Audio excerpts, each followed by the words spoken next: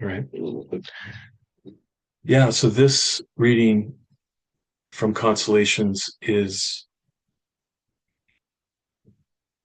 yeah, consideration about our word pain, which is something we'll all experience and have all experienced and will continue to experience. Sort of built into the human experience, built into just being a creature on this planet with a nervous system and as an organism that's trying to stay alive and noticing when there's a threat or there's something not right or there's something that needs attention.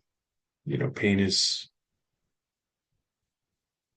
a the dashboard indicators on my that something's going on under the hood. So something sometimes really visible and clear, and sometimes something vague, maybe something acute, but sometimes some pains can be quite long lasting and chronic, and some of us have to deal with pain our whole lives, and it's a really difficult journey.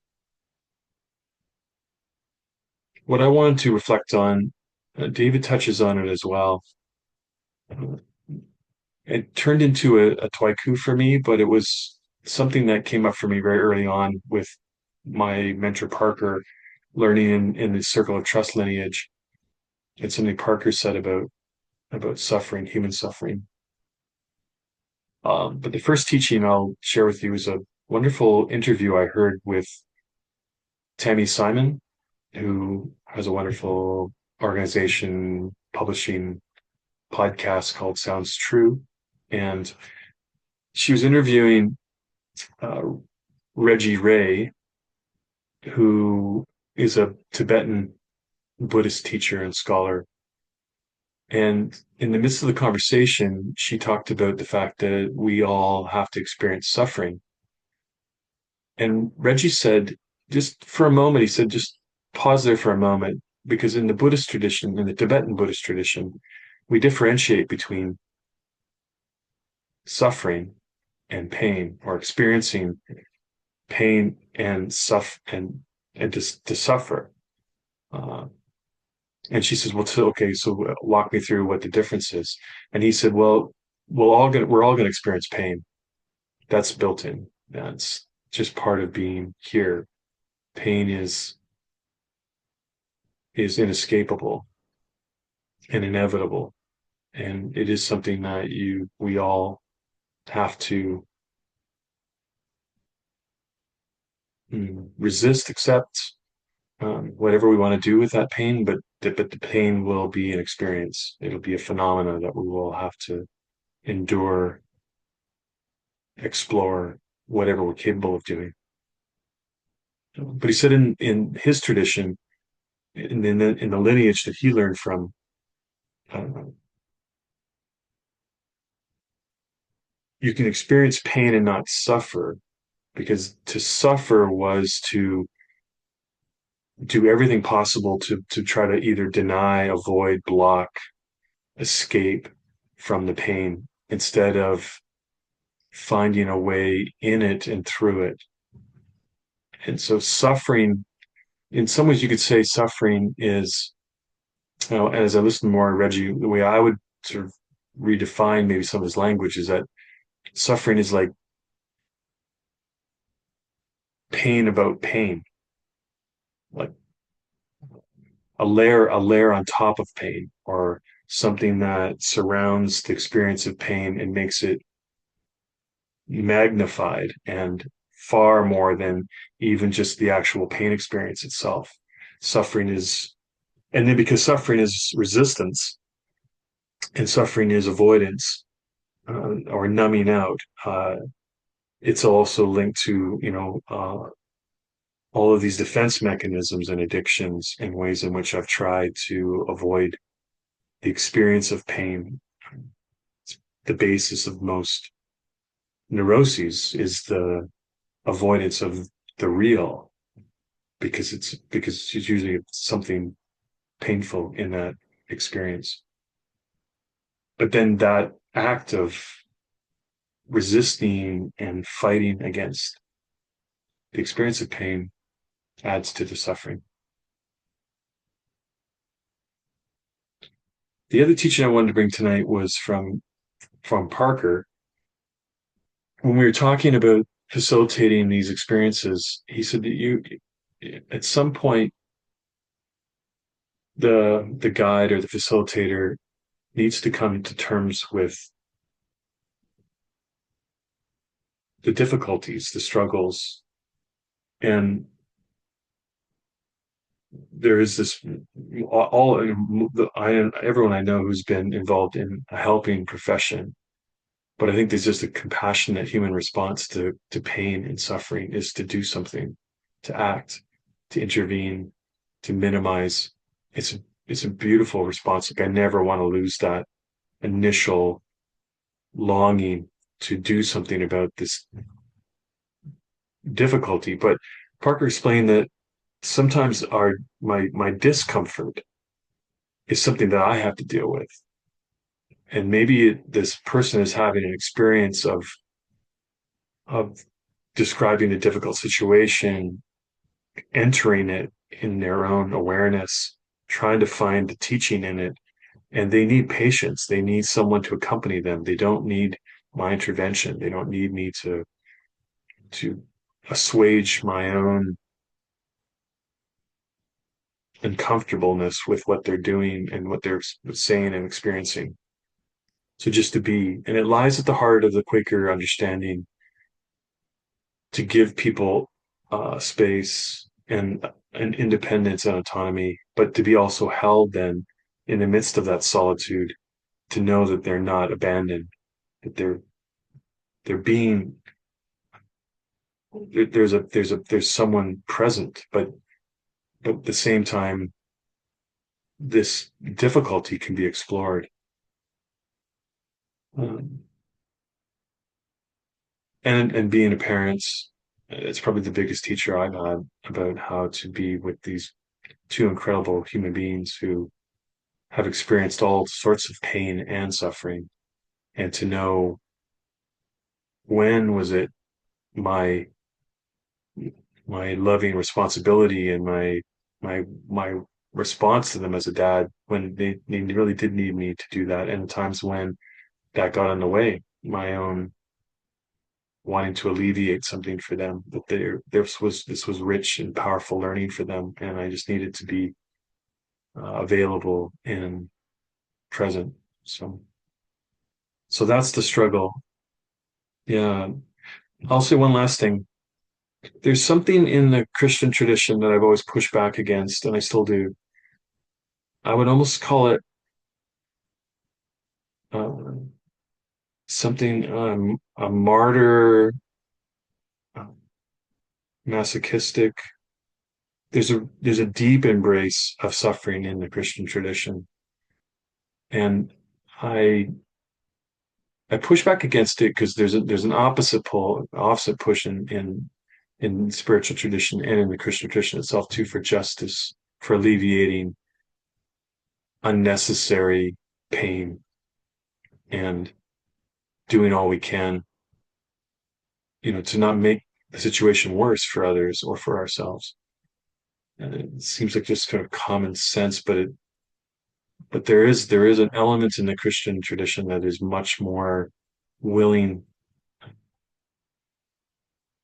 I think, to rush maybe too quickly to try to see pain and suffering as redemptive. I think it is in the end. I think it's where how we all learn, but I just don't want to totally um, buy into it as though it sort of takes me away from my responsibilities to do all I can to minimize the pain and suffering of others. So, and I'll share now this little twiku that I wrote about the difference from this Reggie Ray interview and then my own thinking about it. We have a family member who chose a maid a couple of years ago, and in his decision to be assisted with his death, he wanted to chat with me beforehand, and we talked about this whole the pain he was experiencing. And when I explained to him this understanding that I picked up from this Buddhist teacher, Gary found it really helpful to distinguish in his last days in his cancer journey he was going through, the pain he was experiencing, but then the mystery of being able to not suffer as much in the midst of his pain. Yeah, and it was a beautiful experience.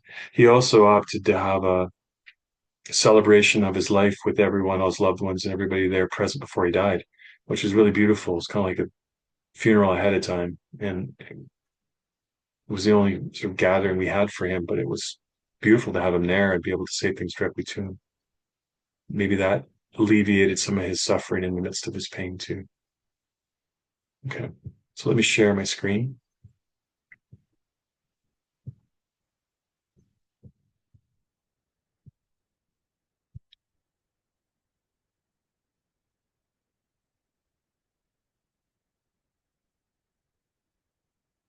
So it's a very simple poem, and I entitled it "Resist." I can feel pain and not suffer, he said. A teacher drew a line between the words pain, suffering. Pain cannot be escaped. Psychic, physical, discomfort to searing. No one gets a pass. Suffering is not pain. It's resistance, denial of what is. I suffer in avoiding, fighting the truth. Right. So let's reflect now with directly on David's words on pain. And this is a reading. It's kind of a medium length reading, but it'd be great to hear it either with one voice. If one person feels prompted to be the reader tonight, that'd be fine. If we end up doing it with two or even three voices, that's fine too. So whoever wants to get us started, and if you're on a roll, just keep going. And we'll hear this reading read aloud for us tonight of Pain by David Whyte. So feel free, whoever would like to be the first reader, and go ahead and begin to read.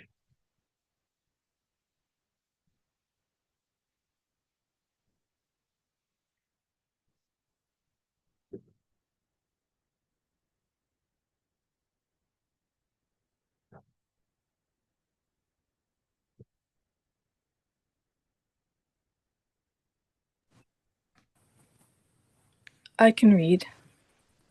Hey, thanks, Elizabeth.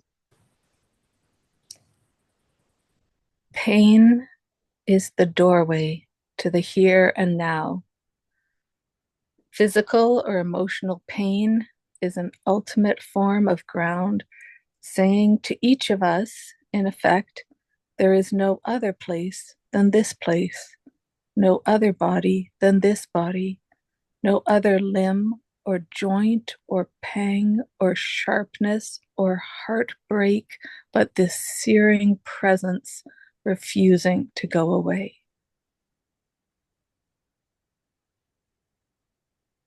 Pain asks us to heal by focusing not only on the place the pain is felt, but also the actual way the pain is felt. Pain is a form of alertness and particularity. Pain is a way in. Through the radical undoing and debilitation of repeated pain, we are reacquainted with the essentialities of place and time and existence itself. In deep pain, we have energy only for what we can do wholeheartedly. And then only within a narrow range of motion, metaphorically or physically, from tying our shoelace to holding the essential core conversations, that are reciprocal and reinforcing within the closed in circle of those we love.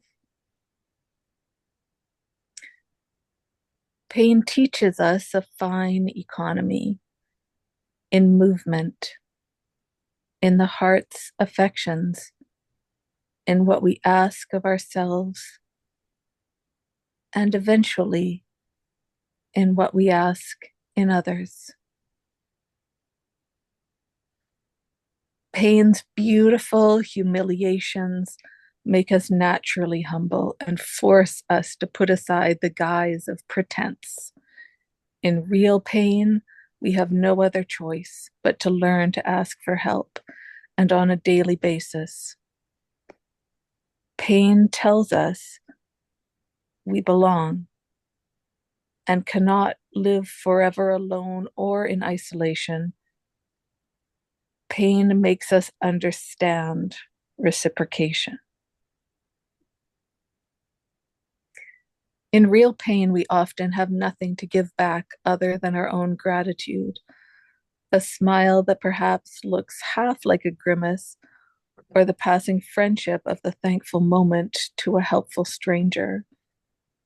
And pain can be an introduction to real friendship.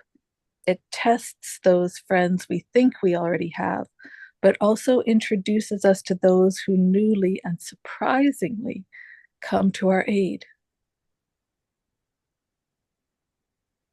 Pain is the first proper step to real compassion. It can be a foundation for understanding all those who struggle with their existence. Experiencing real pain ourselves, our moral superiority comes to an end.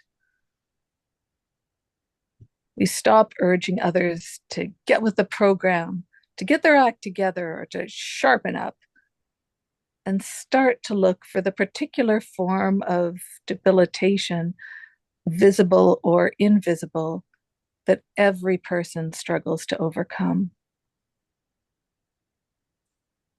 In pain, we suddenly find our understanding and compassion engaged as to why others may find it hard to fully participate. Strangely, the narrow focus that is the central, difficult invitation of bodily pain calls for a greater perspective, for a bigger, more generous sense of humor. With a grand perspective, real pain is never far from real laughter at ourselves or for another watching that self, laughter at the predicament or the physical absurdity that has become a daily experience. Pain makes drama of an everyday life. With our body and our presence firmly caught on stage and in the spotlight, we are visible to others in a way over which we have no choice, bending this way or that, limping here or leaning there. Lastly, pain is appreciation for, most of all, the simple possibility and gift of a pain free life. All the rest is a miraculous bonus. Others do not know the gift in simply being healthy, of being unconsciously free to move or walk or run. Pain is a lonely road. No one can know the measure of our particular agonies, but through pain, we have the possibility, just the possibility, of coming to know others as we have with so much difficulty and through so much suffering, come to know ourselves.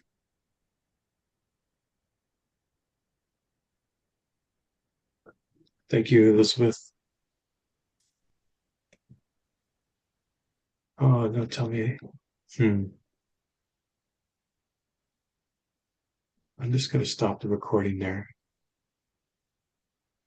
Sorry.